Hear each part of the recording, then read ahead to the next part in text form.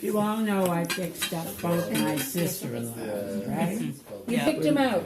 Yeah, With their Marion husbands. Marion and Sydel. And Sydel. Yeah, that's pretty wonderful. I didn't know they were going to get married. Really. Right. But I introduced them. That's pretty amazing.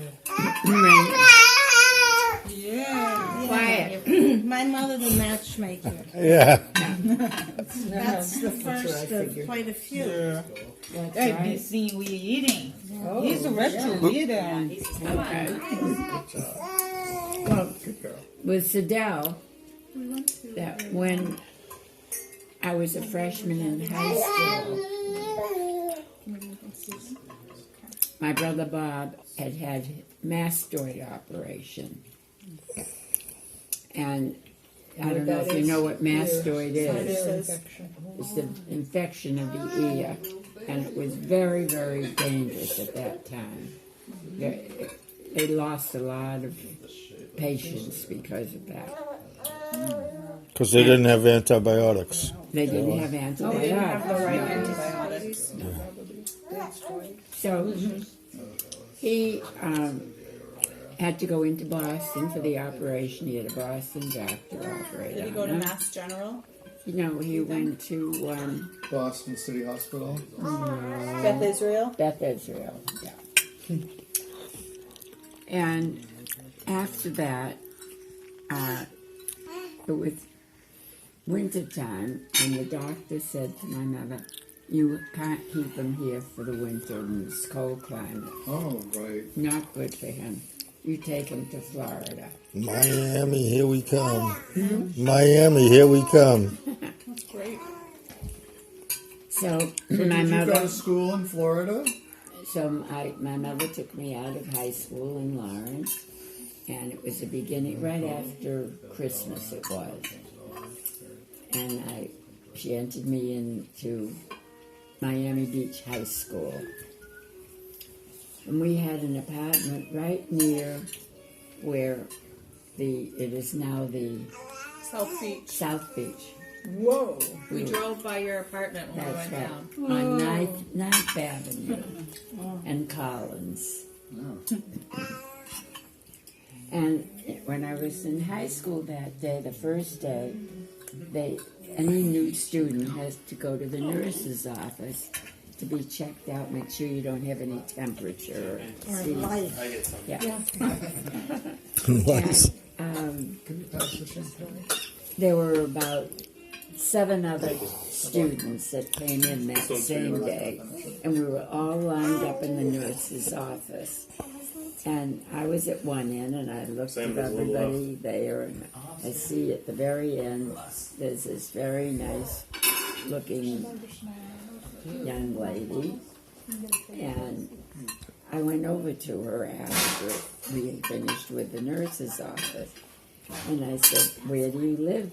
And she says, "I live on Collins Avenue." I said, "So do I."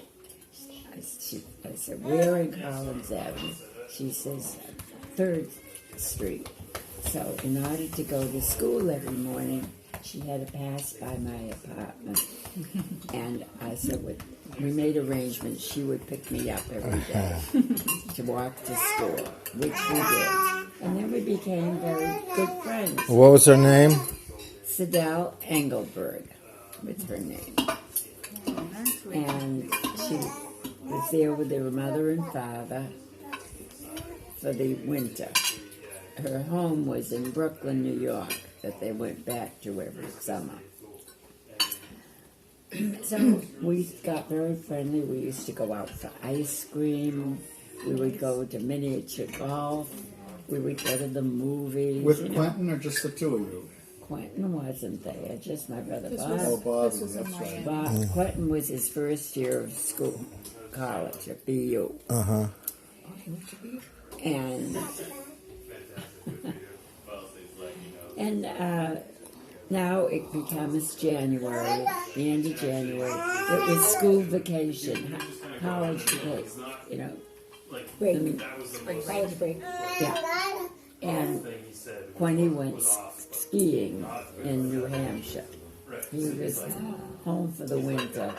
with my father. He lived at home, but he went to school here. And sure enough, How skiing. did he get into school every day? Train from Lawrence. Yeah. Yeah, it was a train from Lawrence. And he went skiing, and sure enough, he fell and broke a leg skiing. So naturally, they had to send him to Florida to recuperate.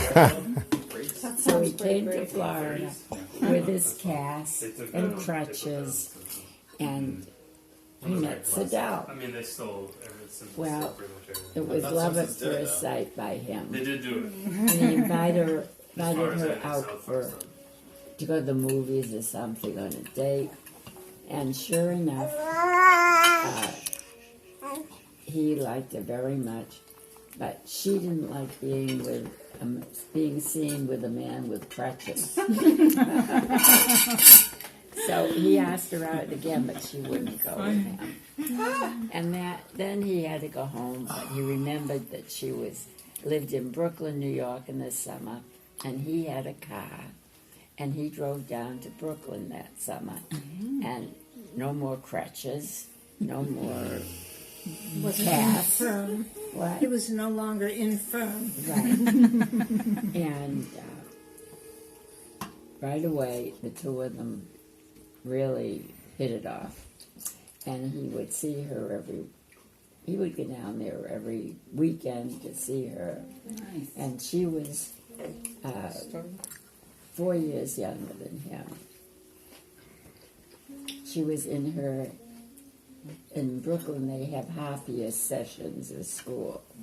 So she was a half year ahead of me. And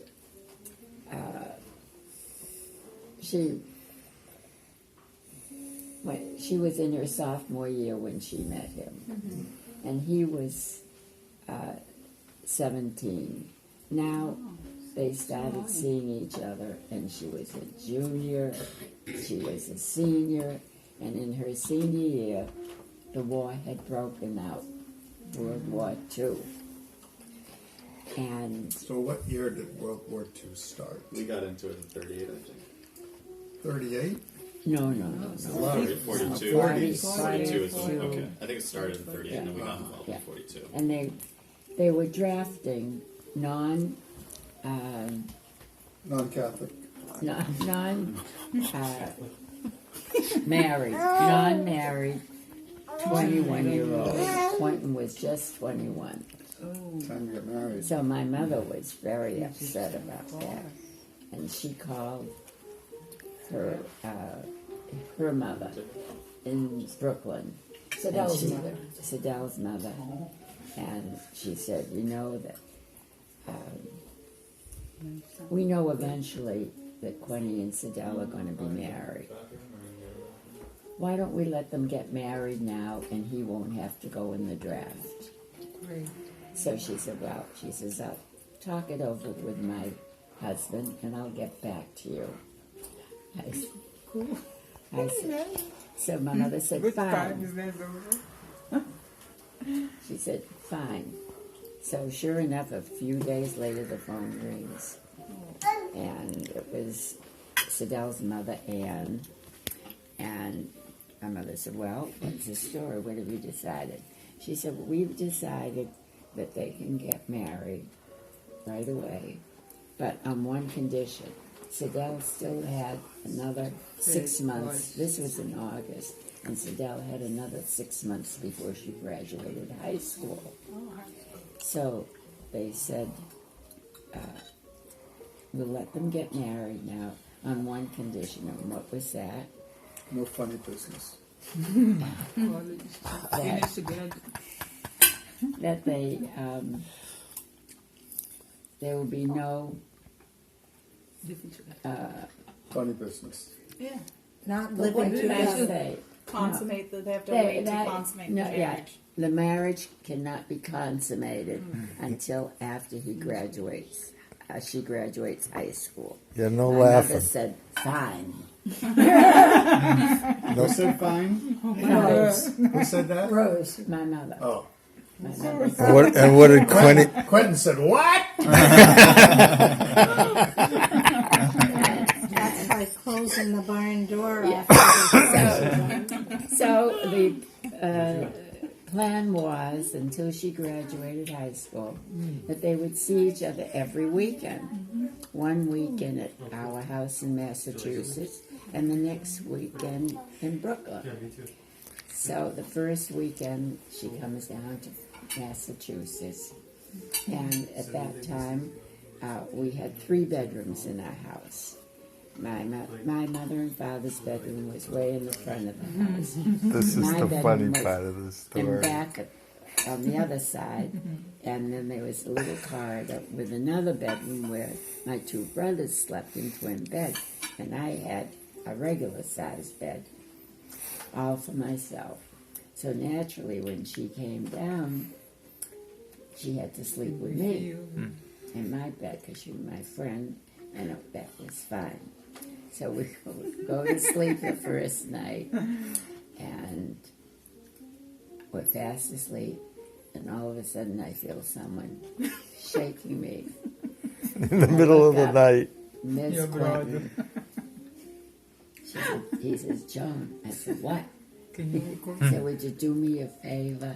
I said, "What?" He said, Go sleep "Go with sleep Bobby. in my bed." So I said, "Okay." Wow. And off I went. 6 o'clock in the morning, I feel. At 6 in the morning before everybody's up. Yeah, back again. This went on every weekend, every other weekend until she graduated high school. Did your mother ever find out? Well, I think my mother knew because course she she was knew. the kind of mother that when it was cold night, she'd come around and cover everybody up with another blanket. I think she probably knew. Looking back on it, yeah.